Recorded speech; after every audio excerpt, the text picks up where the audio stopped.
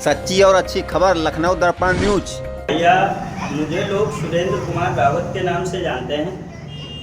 मैं यहाँ सन 2002 से निवास कर रहा हूँ और ये ज़मीन भूमधरी ज़मीन है, जिसको कि क्षेत्रीय पार्षद और आज़ाद नगर की एक ललिता गिरी जी हैं और पीछे हमारे मोहल्ले के ही एक सूर्य प्रकाश मिश्रा हैं और एक काशीनाथ राय।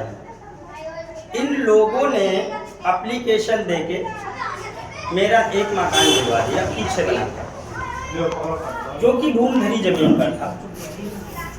और दूसरी चीज ये है कि एक नए तहसीलदार थे नीरज कटियार जी। नीरज कटियार जी पे दबाव बनाती थी ललिता गिरी जी।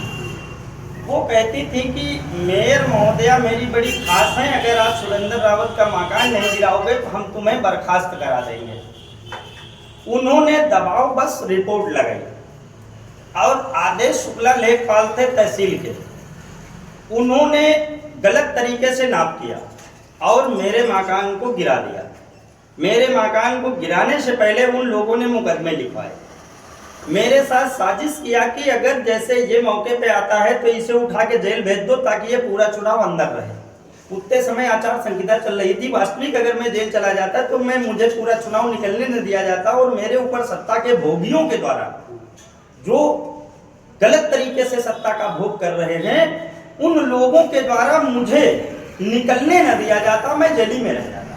मैं व्यक्तिगत विधायक का सम्मान करता हूँ और मेयर महोदया का भी मैं बहुत सम्मान करता हूँ, क्योंकि मुझे पता है मेयर महोदया की व्यक्तिगत मेरी कोई दुश्मनी नहीं थी जो वो मेरा मकान गिरवाती। विधायक जी का मेरी कोई व्यक्तिगत बात नहीं थी। विधायक जी के चुनाव में मैंने सारी मेहनत की और जो आज पार्षद बने घूम रहे हैं, इनके लिए मैंने जो संघर्ष किया, मैंने अपनी समाजवादी पार्टी छोड़ी, उसका मुझे सिला मिला कि मेरा मकान गिरा। और मैंने अभी एप्लीकेशन दिया था शायद 26 तारीख को ETS पैमाइश के लिए, जो कि वो पैमाइश एकदम पाक साफ होती है।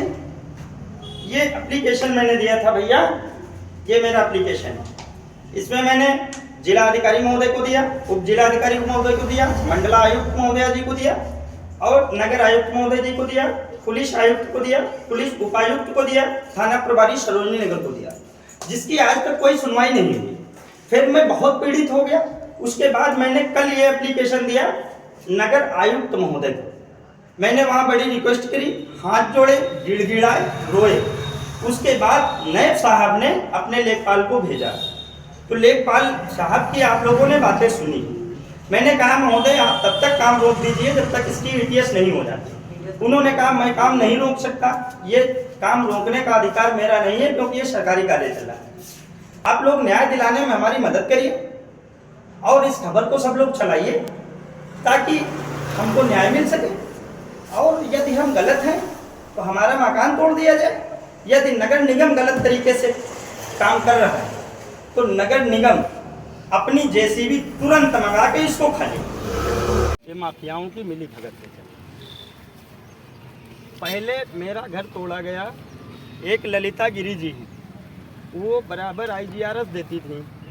वो मेयर महोदया के नाम से धमकी देकर धमकाती थी। आपके एक वो थे नायब तहसीलदार नीरज कटियार भाई साहब, और राजस्व के लेखपाल थे ये आपके आदेश शुक्ला जी, और आपका एक लेखपाल और था नगर निगम का सुधांशु श्रीवास्तव। लेकिन सुधांशु श्रीवास्तव को मैं दोषी नहीं मानूंगा। इसलिए नहीं मानूंगा कि राजस्व जो रिपोर्ट लगा कर देता है उस पर नगर निगम कार्रवाई करती है, ये चीज़ मुझे जानकारी है। लेकिन आज मैं आपसे ये कहना चाह रहा हूँ कि मैंने 26 तारीख को ETS जांच की मांग की थी, IGRS किया था तहसील सरोजनी नगर को, ठीक है। ETS रिपोर्ट हुई नहीं, जांच हुई नहीं, आपके लोग ये कार्य कर रहे हैं। नगर निगम जोन 5 के द्वारा इस कार्य को पास किया गया। अब मैं आपसे एक दावा करना चाहूँगा, यदि मेरा मकान आता है तो मेरा मकान तुरंत आप जो है नगर निगम की जेसीबी बुलडोजर मंगा के तुरंत गिरा दीजिए। हम अपने घर से 10 पैसे की सामान भी नहीं निकालेंगे। उनको धमकी ललिता गिरी जी देती थी कि मेयर महोदया मेरी हैं, पार्षद जी धमकी देते थे कि विधायक जी मेरे हैं। विधायक जी के नाम से और जो है मेयर महोदया के नाम से हमारा प्लाट गिरा दिया गया था, जबकि मेरा प्लाट तालाब की ज़मीन में नहीं है। मेरा मकान भूमधरी ज़मीन में है। और यदि आपका ये कार्य गलत चल रहा है, मेरी भूमधरी ज़मीन पर चल रहा है, तो इसको आप तत्काल अपना काम ध्वस्त कराएं, मशीन मंगा के खुदवाएं। और यदि हम गलत हैं तो आप तत्काल मेरी बिल्डिंग गिरा दीजिए। मेरे घर के अंदर कोई सामान मैं नहीं निकालूँ। हमारे मान सम्मान को ठेस पहुंची।